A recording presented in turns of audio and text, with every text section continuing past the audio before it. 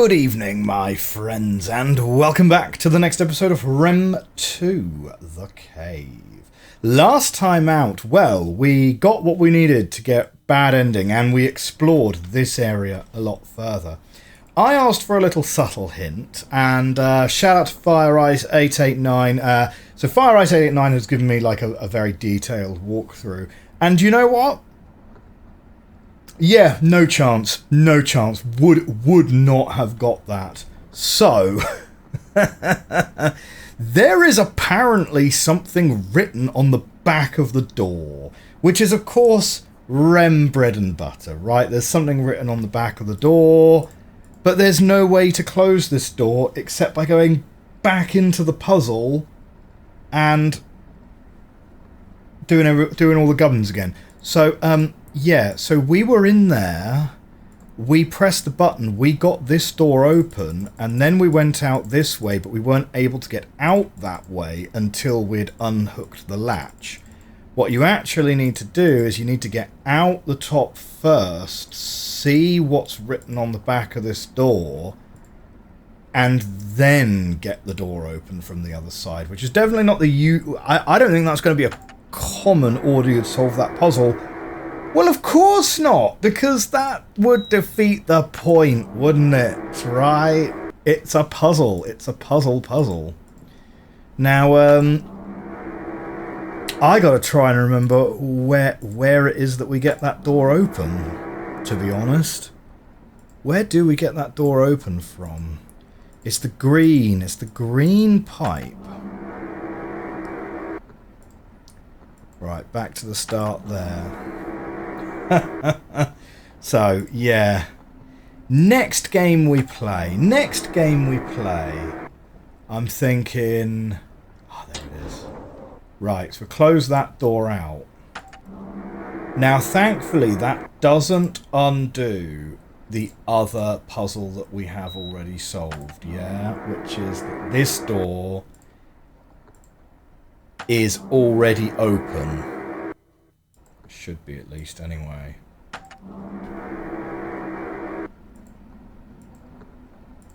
That's the one. There we go. Yeah, next game we're going for something easier. I think I'm coming to a conclusion. So on Tuesdays, now that Exographer is done, we're going to do Ellingby House, which so far has been super fun, have to say. Super fun so far. Ellingby House is very much realistic, it's very much set in the real world. I'm kind of thinking after this one, maybe we go do Firmament.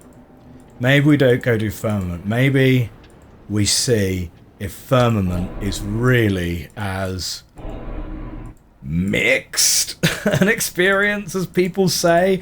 I've been told, right, like I am aware that there is a puzzle which is something to do with a crane that everyone's like, yeah, that's the point where that game sucks. Handy. Yeah, man. If you got that without hints, yeah, congratulations. Like, it's not that I think that that's like an unachievable puzzle to get without hints.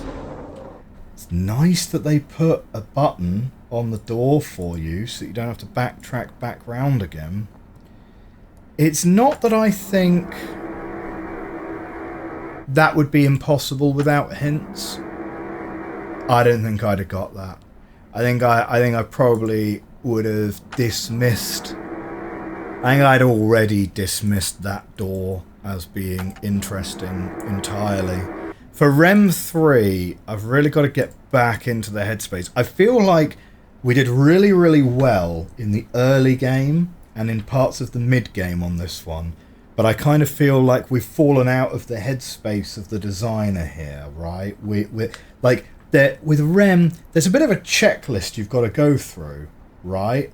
Because in a way, okay, so this is going to be a bit of a weird suggestion, right? In a way, is RHEM a bit like a first-person soccer ban? Because several of the puzzles are to do with positioning yourself in a place that is not an obvious place to get positioned. Do you know what I mean?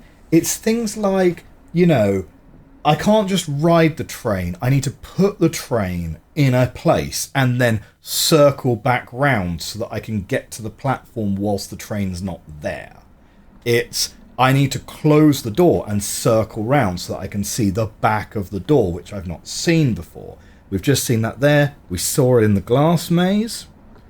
And that's very kind of soccer band thinking, isn't it? It's like, how do I move the in-game character in such a way to get them into the position they need to go?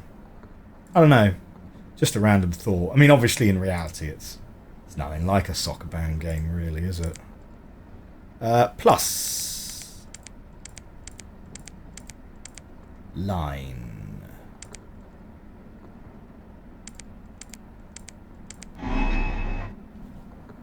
There we go.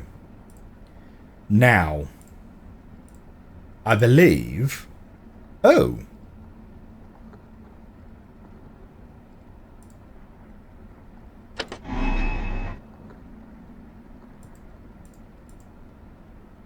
Ah. Wait. Right, okay. Let's go back. Because I'm pretty sure we're supposed to check the windmill after doing this puzzle. So, because we don't have the little star-shaped key to be able to go in there anyway. Nice.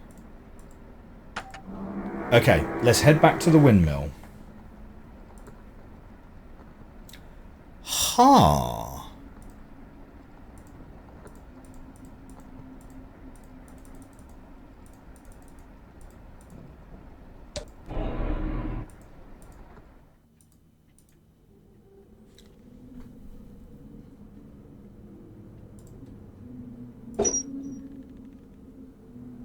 So the windmill stopped, and we now have red.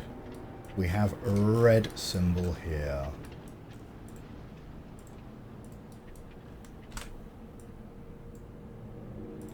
Well, it's the same symbol, it's just the colour's different, isn't it? Okay.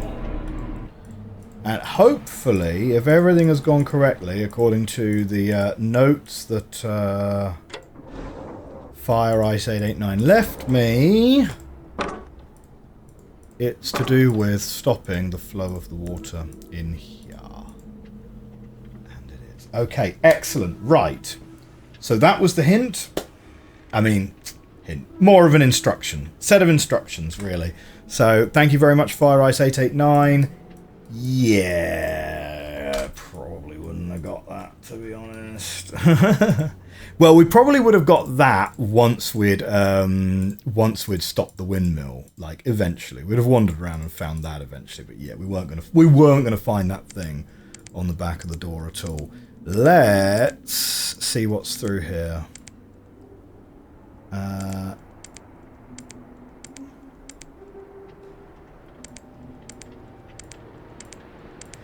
But I hope you guys have been enjoying this playthrough, even if we are kind of reaching that sort of difficulty point, you know? Because it's like, I don't know, it's where my imposter syndrome starts kicking in really furiously, because it's kind of like, you know, you kind of feel like you should be able to solve these puzzles better than you are. Wow, that is pretty dark.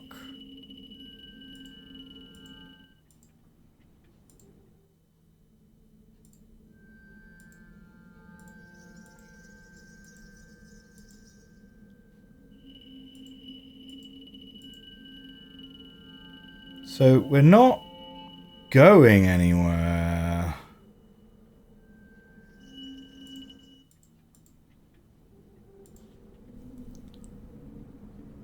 Okay, I don't really have anything that can light up. Wait, is that because I don't have any power? Right, I've got the code. I need to turn the power back on?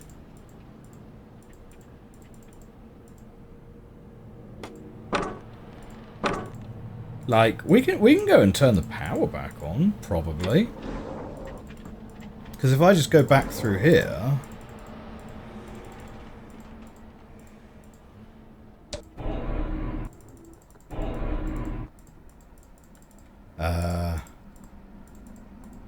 yeah. Hint is over now, incidentally. I mean, like, there were more instructions on the instructions, but... There were more instructions on the instructions, but I only read as far as I needed to kind of get the gist of it, right? Back on. Back on. Nice. So now... we should now be lit up. Absolutely lit. Lucas lit. No, hang on. What's the guy's name from Suits? Dunno. His name is it Luke? It is Lucas Lit, isn't it? I don't know. Suits. I didn't really think it was that great, to be honest. I know a lot of people really love it. Ha! What an interesting photograph. Well, we'll take a picture of that, and we'll try and blow it up on the big screen here. Right, because we can zoom in further than our eyes are able to. So we've got tree, water, right, electricity, something, right. More interpretation needed. What's this through here, though?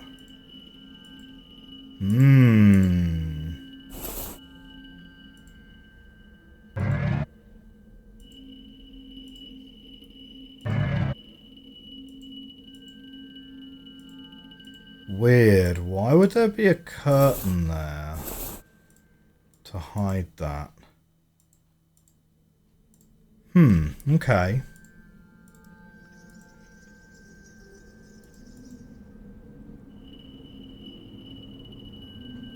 Oh yeah. We know where that is. That's under the tubes. We've got a 4-digit code. Dear friend, when you have read this letter, you will have presumably nearly finished exploring RHEM II. Interesting that in-game it's referred to as RHEM II, you know. Unfortunately, I'm no longer here, otherwise I'd have personally met you here in this room, which I had set up during my recent stay in this part of RHEM. If you look through the opening in the nearby rock wall, you can see the entrance area of RHEM III. You will find a quarter of the RHEM V access medallion in the nearby safe. Please take it. You'll need it so that you can leave RHEM. The complete medallion is the key to the unexplored area of RHEM V. I will contact you again when I determine further travel is possible.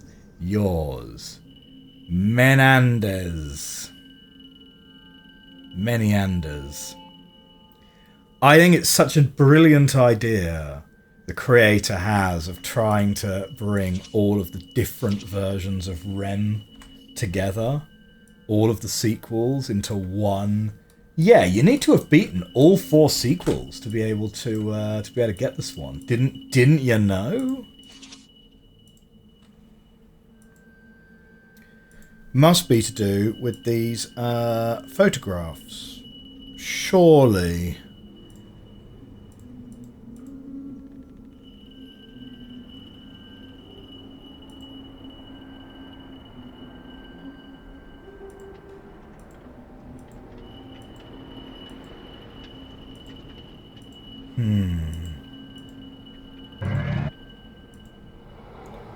Oh! We saw someone! So this is the entrance of RHEM 3. I'm assuming that must just be an Easter egg. Except for the fact that the safe is requiring a 4-digit code.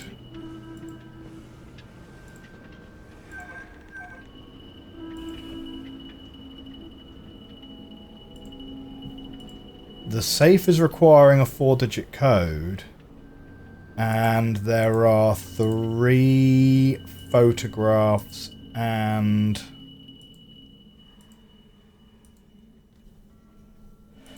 the hole.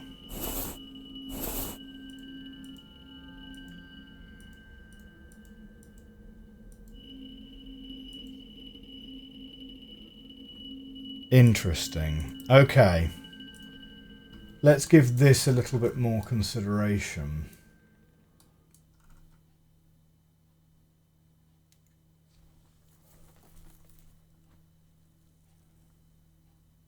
Now,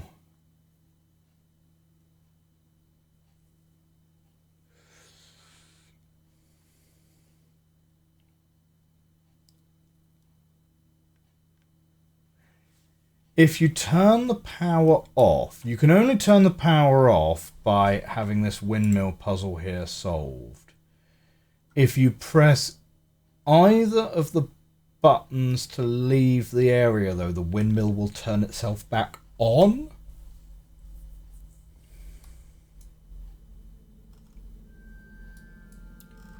Must be something to do with this.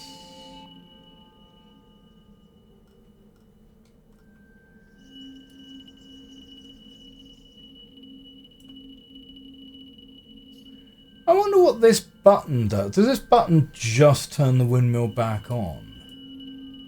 I guess.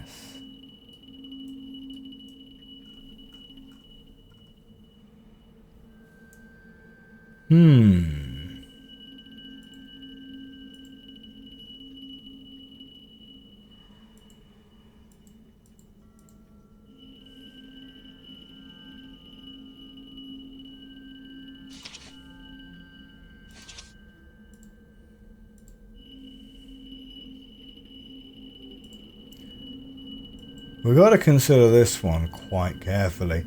Shall we, let's take some pictures of the... Let's take some pictures of the pictures.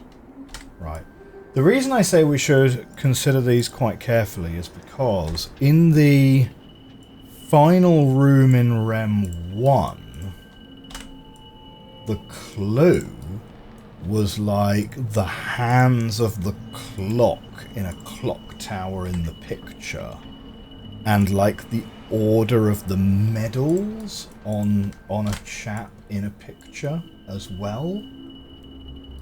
And so it sort of feels like there must be something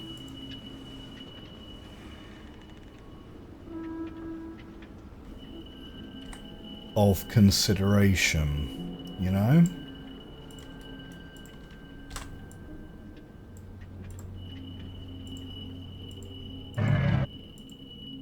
So let's go and have a look at the real world locations where you can see those things.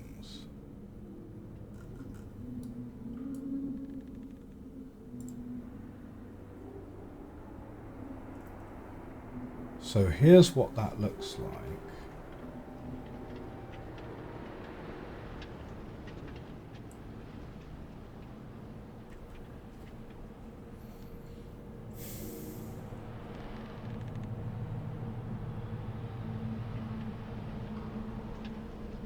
Like, I don't see anything.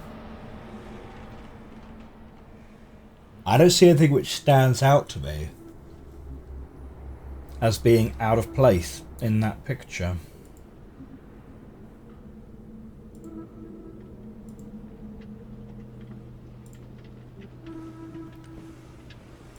Like, from this position...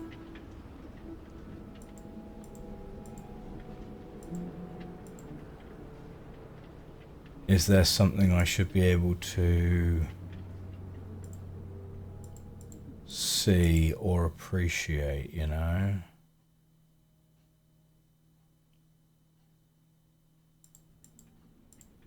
I don't know.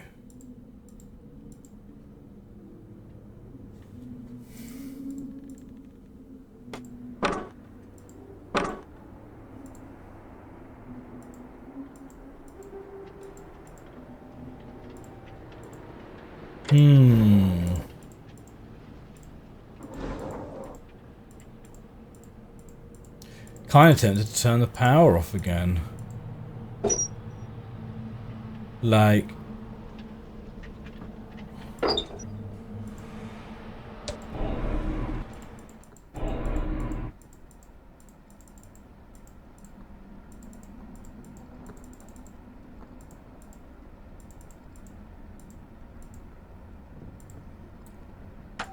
So...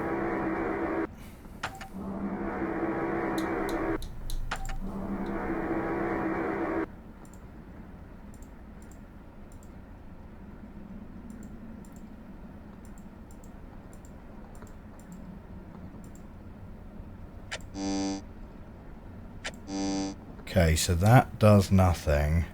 Although what that makes me feel like is that if we close this door... is that available to us somehow? Okay, so we don't have the star key.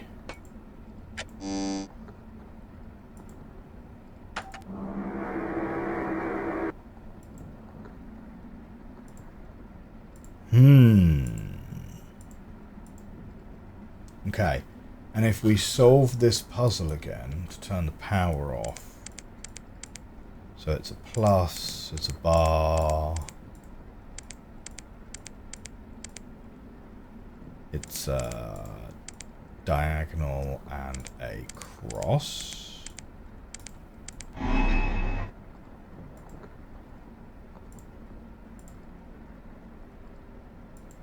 Okay. There's another thing which is coming out the bottom here, like a little green wire, isn't it?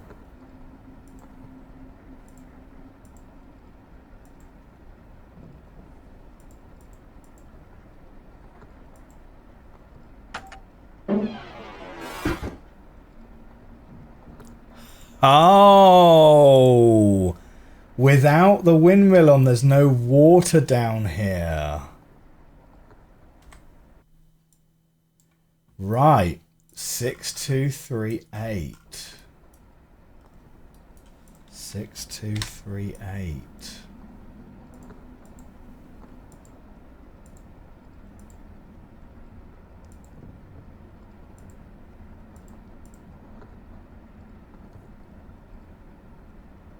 Yeah, okay.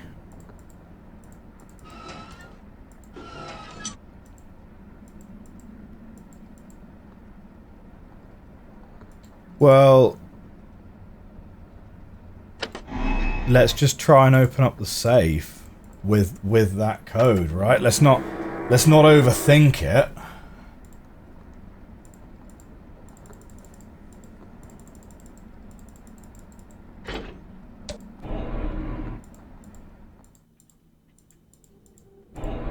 Okay, here we go, here we go, here we go. Is this going to be the final episode of RHEM 2? Whoa, maybe. Maybe. Then I really will have to have a strong think about what we play next. But yeah, I am edging more towards Firmament, just because with Infra, which is the other one that I'm considering, with Infra, it's very kind of grounded in the real world, and in that respect, it's quite similar to Ellingby House. So I kind of wonder if maybe we want to play Infra after we've played Ellingby House. Whereas Firmament, it's a little bit more steampunk, a little bit more fantasy. Yeah. Yeah. Okay, 6-2. 3-8. I'm also really tempted to give Lorelei and the Laser Eyes a go as well, but like, I don't know, I might be too much of a coward for it. How scary did you find it? You gotta tell me, you gotta be real with me and actually tell me for real. Okay. We're not gonna get the star key, because the star key, just like in RHEM 1, is how you get to RHEM 5. Of course, that's not actually going to be an opening. We have the medallion. We have the medallion part. That's literally what we just picked up. Perfect. Yes, because there was a random star key that we never got in RHEM 1 either. This is it. Then we've beaten the game. We've done it, team. We've done it. Oh dear. I hope you'll forgive me a certain amount of finally on that. This has been by far the hardest and most grueling puzzle game experience I've done in a long while. No, maybe that's not quite accurate, right? Because there's plenty of games that I have enjoyed a lot less than this one. That's not what I'm saying at all. I've had great fun playing this one. It's an absolute blast. This, more than almost any other puzzle game, really feels like a contest. Feels like a battle of wills between you and Knut, the puzzle designer, right? I mean, hats off to Knut. Like, massive respect, to be honest. And I think I said it in RHEM 1 as well, right? Like, these puzzles are all very, very well designed because they go right up to, but almost never beyond, unfair. I don't think there's a single puzzle in this that's unfair. The closest I would think is hiding the key behind the vent. And I kind of do appreciate, well, sometimes you have to, like, search for things in games like this. And also, well, that vent is supposed to be sus, because there aren't really that many vents kicking around this place. That's all perfectly reasonable. But RHEM doesn't often lean on the you have to find the hidden object kind of puzzle game trope. So that, I would say, is probably my least favourite puzzle on this one. What would I say is my most favourite puzzle? I really enjoyed the first act of this game. I really enjoyed the area before we got to the elevators. Maybe because it's slightly easier than the mid-game, maybe. But I really enjoyed that. I thought the glass maze was alright as well, actually. I quite liked the glass maze too. Oh, and of course the twisty corridors. The twisty corridors, where we got final piece number 4, I think it was. The first one that we got, but the one that's labelled as number 4. Those are all standout puzzles for me on this game. But yeah, overall, once again, it is a massive triumph of puzzle game design. I thoroughly enjoyed it, despite the fact... Oh, do you know what? Actually, I really like the clock puzzle as well. That was also pretty good. Yeah. Yeah, thoroughly enjoyed, to be honest. Yeah, we've got to move the thing up. So when I say it was a hard and grueling puzzle experience, I mean more in terms of, like, the mental fatigue, you know.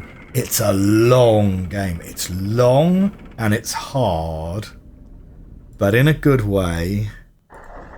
And yeah, just massive respect to anyone who was able to solve this back in the day, because this was always going to be a bit of a fringe game.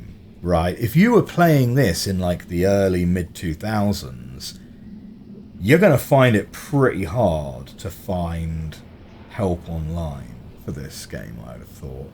So, yeah, massive respect to anyone who managed to solve this one, hint-free, for sure.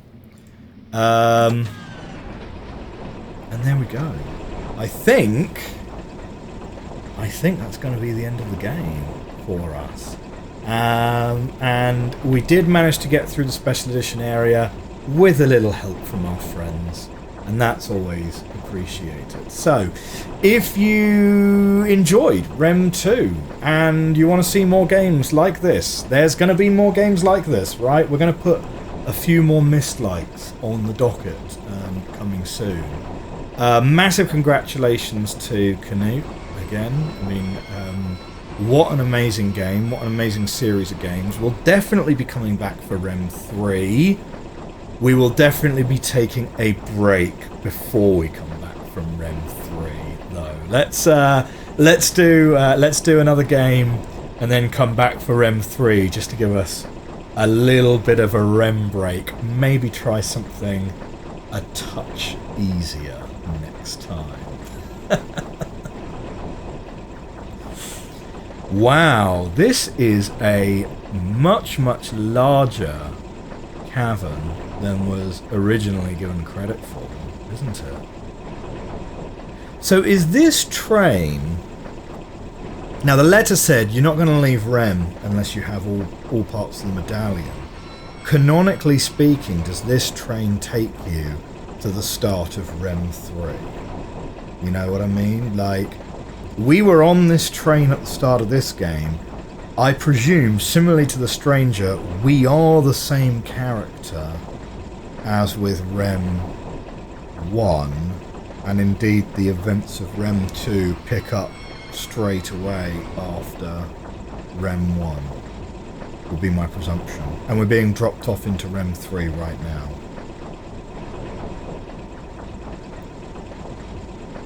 It's so weird that we've just passed a set of stairs on the left. It's like these kind of... Oh, there it is! RHEM! It's like these sort of vestigial clues of, you know, this idea that there were sort of people here and thereabouts, but they're just not around, you know. There we go. We didn't actually bring the whole thing, but we did get a photograph of it. Dear friend, thank you for your message and the photo of the artifact. Oh, yes. No. RHEM 2 doesn't follow straight away after RHEM 1, because we get out and then we go back in, don't we? Thank you for your message and the photo of the artifact. The symbol on the artifact looks to be an encrypted access code for a new territory of RHEM. I'll send you a message when I deciphered it. I hope I can count on your help when a trip to RHEM is possible again. Yours, Zetteus. Wow. RHEMgame.com. Well, my friends, that was RHEM 2. I had a thoroughly good time playing it. I'm having a thoroughly good time playing the series. But yeah, that's going to wrap us up for today's episode, and indeed for the whole of RHEM 2. So please do leave a like, leave a subscribe. I will see you next week with something new. Bye for now.